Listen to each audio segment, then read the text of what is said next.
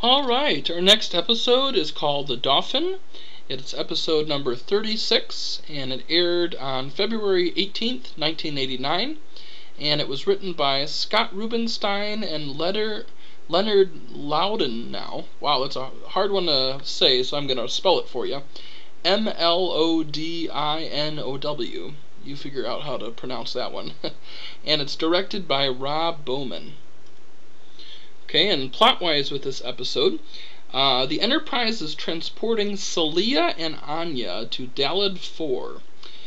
For the past 16 years, both of them have lived on Clavdia 3, and Anya has prepared Salia for her role as leader of Daled 4, which is a very war-torn world. And since Salia's parents came from both sides of the conflict, the warring factions on Daled 4 have agreed to submit her to leadership, and shortly after coming aboard the Enterprise, Salia catches her eye on Wesley Crusher.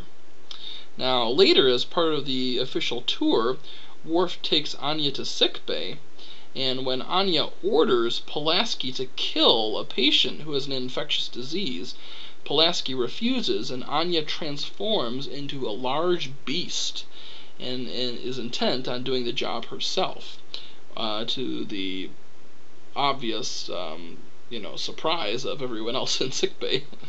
In a few moments, Anya calls off her defense, who is deterred by Worf and the arrival of Picard, as they bring security along.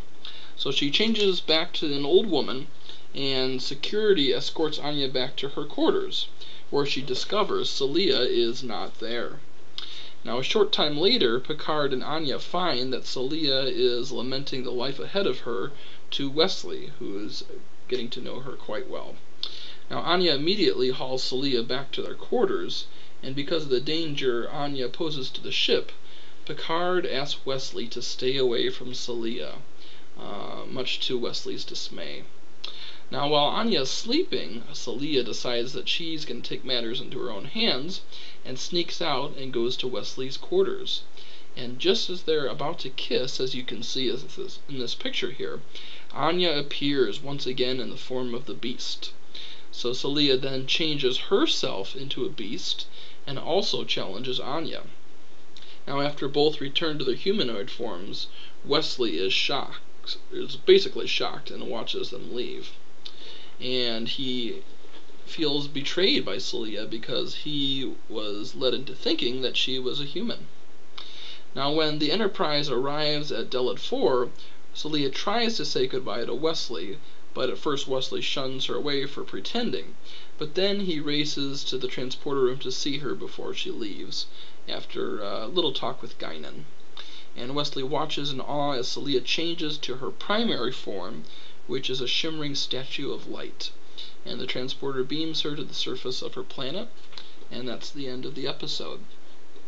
So, as you can see, this is really the first story that is a love story for Wesley. In the very first season, they really wrote him as a 5-year-old boy, it seems like. Even though he was supposed to be a teenager, they really wrote him as a child and pretty naive, with occasional brilliance that saves the Enterprise. And in this one, they take him a little step up with that, with a romance, but it's pretty PG even for a 15-year-old boy. Probably 16 by this time, but they're still downplaying Wesley's age for some reason. I don't know exactly why, except for maybe those people who identify with that at that age, but I don't think the writers got him quite right here.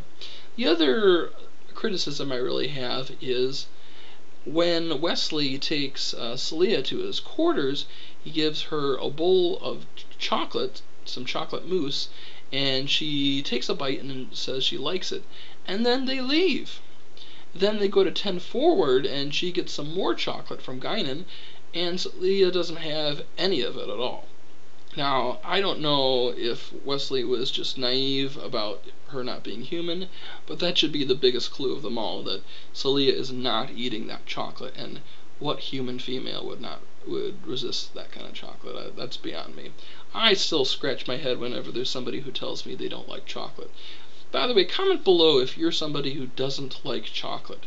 To me, that seems like there are very few people who feel that way, but I'm curious if you do, so comment below if you feel that way.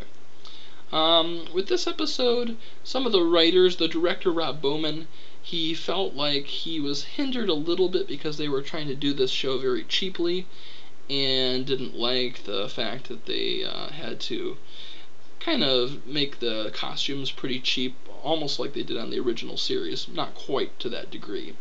And he was also concerned a little bit because they had monsters in the show, and he didn't feel like Star Trek did very well with monsters, but he felt like it came out okay when they put all the music and everything together. And I felt like it came out okay too. I felt like the actress who played Anya was especially an intimidating woman, and ironically enough, quite a foe for Worf here, as he is leading security and trying to stop Anya.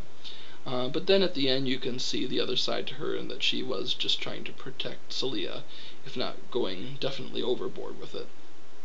So, not a bad episode. I think the actress who played Salia did a great job, and I think all the guys watching that episode kind of fell for her too. But I would probably give this a marginal recommendation for this episode. A lot of good things about it, so I'll give it a thumbs up too. Comment below, let me know what you think about this, and I will talk to you guys next time.